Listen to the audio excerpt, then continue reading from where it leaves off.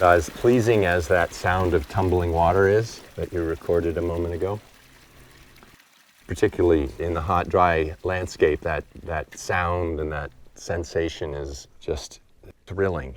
And yet, in this particular ecosystem, you shouldn't have that sound. And when you do hear it, it's the sound of the wetland unzipping.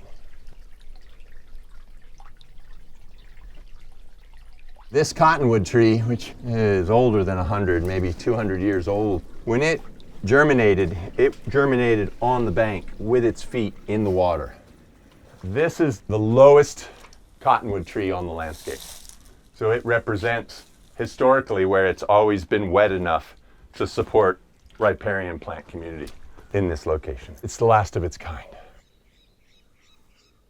I think it was about 70 to 80 years ago when the cows were first introduced on the landscape. It was before the National Forest was designated, and there was a homestead here, and they had brought up cows, and the cows in this environment, they're very hot, they need a lot of water.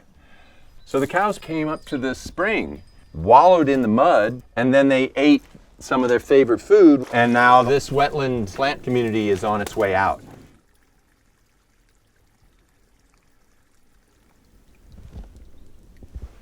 Here's a little cottonwood that's a couple years old.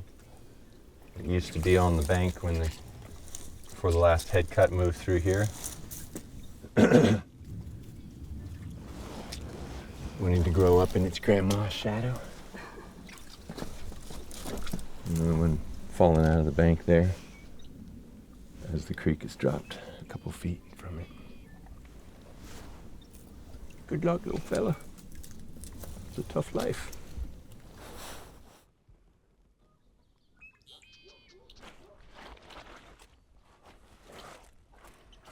Always been fascinated by the waters that flow by wherever it is I live.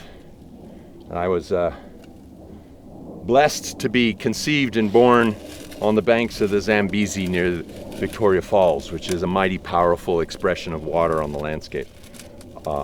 And so I think maybe that imbued me with a certain fascination for the way water moves across the landscape. My father was a journalist, Voice of America conflict journalist, and so we were able to celebrate my first independence at my first birthday when Northern Rhodesia became Zambia. That's what we were doing there. We were covering the revolution.